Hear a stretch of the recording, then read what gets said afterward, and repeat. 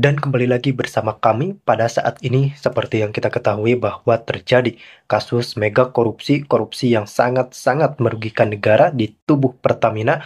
Jangan lupa selain negara, kita pun rakyat sebagai konsumen sangat-sangat dirugikan dengan hal ini karena memang disinyalir adanya bensin atau BBM oplosan dari skandal korupsi tersebut yang menyebabkan kerugian negara nyaris 1.000 triliun. Bahkan jangan-jangan sampai di audit nanti ada data lagi yang keluar kerugian negara lebih dari itu.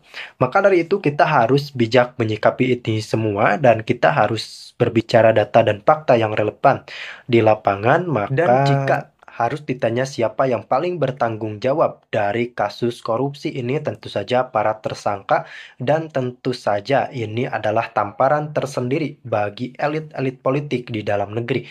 Kenapa? Karena memang dan dilansir dari beberapa media, ternyata ada kaitannya skandal korupsi Pertamina dan Megawati sebagai ketua umum dari PDI Perjuangan yang notabene ex partai penguasa pada saat itu. Kemudian kita akan melihat bagaimana negara dirugikan nyaris 1.000 triliun. Dan tentu saja ini bukan jumlah yang sedikit. Apalagi untuk negara sekelas Indonesia, negara yang masih berkembang, negara yang mayoritas warganya pun belum memenuhi standar dari kesejahteraan itu sendiri. Dan ini sangat disayangkan mengingat kita tahu bahwa negara tengah berjuang untuk melakukan efisiensi, namun di satu sisi kasus korupsinya sangat-sangat tinggi. Maka dari itu, tim Prabowo Subianto, KPK, dan kementerian terkait memang tengah berusaha untuk mengusut tuntas skandal-skandal korupsi seperti ini, termasuk pengembalian aset kerugian negara oleh para koruptor harus benar-benar dikembalikan. Bahkan, pengembalian aset ini sudah disinggung oleh Pak Presiden Prabowo Subianto di awal-awal kepemimpinannya.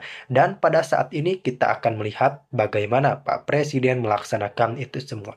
Jika kita tanya bagaimana hubungannya dengan Megawati, tentu saja ini berkaitan langsung dengan Undang-Undang Perampasan Aset yang sampai saat ini belum disahkan. Apalagi Undang-Undang Perampasan Aset memang targetnya adalah rampung di era kepemimpinan Pak Presiden Joko Widodo. Pak Jokowi pun pada saat itu telah mengetahui bagaimana urgensi dari Undang-Undang Perampasan Aset tersebut.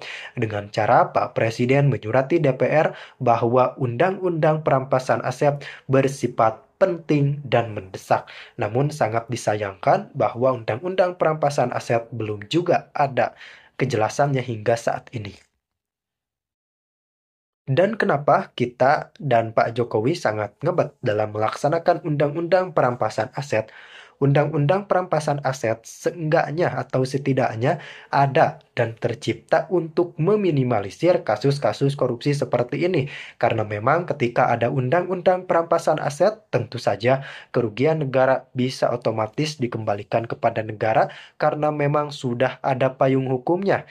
Dan tentu saja tidak melalui embel-embel HAM, embel-embel pra-peradilan. Namun ketika ada aset yang dicuri, tentu saja harus dikembalikan karena undang-undangnya pun Undang-Undang Perampasan Aset. Namun di satu sisi kita harus berterima kasih kepada Pak Presiden Prabowo Subianto karena beliau telah berhasil mengungkap boroknya skandal korupsi di negeri ini. Terbukti ternyata aspek terdekat dalam kehidupan kita yang selalu kita beli di pom bensin pun masih dikorupsi. Maka dari itu Pak Presiden mengatakan kepentingan rakyat harus diutamakan. Maka dari itu secara tidak langsung Pak Prabowo bersiap untuk memberikan vonis yang sangat kejam untuk para tersangka yang memang telah tega memperkaos kepentingan bangsa dan rakyat Republik Indonesia. Dan di samping itu kita akan melihat bagaimana Ahok yang berbicara sangat keras dan lantang menantang untuk membuka data-data dan tentu saja skandal borok korupsi ini akan semakin terkuak. Udahlah, sekali seumur hidup, biar kita mati dengan tenang, tidak merasa bersalah mengkhianati nurani kita. Itu saya minta jajaran jaksa berani lakukan, supaya waktu Anda meninggal, Anda berani menghadap pencipta dengan senang, katakan memasuki dunia abadi, tanpa merasa berdosa, pengkhianat, munafik, beragama. Itu saya minta. Lakukan, berdiri untuk kebenaran, berdiri untuk keadilan, berdiri untuk kejujuran, berdiri untuk kemanusiaan. Itu tuntutan seorang jaksa. Jangan membelokkan keadilan karena ada suap. Di zaman Nabi itu kalimat itu. Lakukan, itu harapan saya. Apa yang dimaksud adalah RON 90 bahkan 88 dicampur dengan 92. Di mix antar RON, itu yang dimaksudkan. Nah, Pak Ahok tahu nggak soal hal ini? Kalau soal itu kita nggak bisa tahu teknis. Di situ ada teknis. Kalau soal pemasuknya mencampur itu, ini memang permainan bajingan lah. Kenapa lu terima? Anda masih ingat nggak? Kalau kita pengadaan bener ya? Ya. Anda masih ingat nggak orang surat tulis? Ahok tuh terbengkalai tuh bus-bus Transjakarta, ratusan unit, 300 miliar.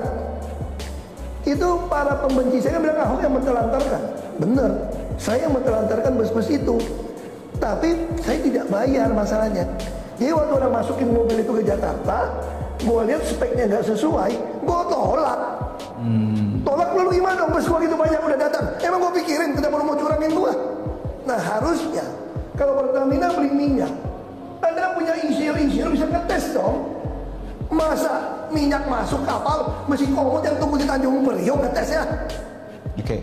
Kalau itu ya semua dipecat aja. Oh suka ngomong kok. Makanya kalau saya senang kalau jaksa mau panggil, saya punya rekaman suara rapat semua. Saya cuma minta Pak Jaksa, sidang terbuka di Republik ini. Berarti Anda siap dipanggil Kejagung? Oh saya siap, saya senang membantu. Dan saya senang kalau di sidang, itu semua rekaman rapat saya itu diputar.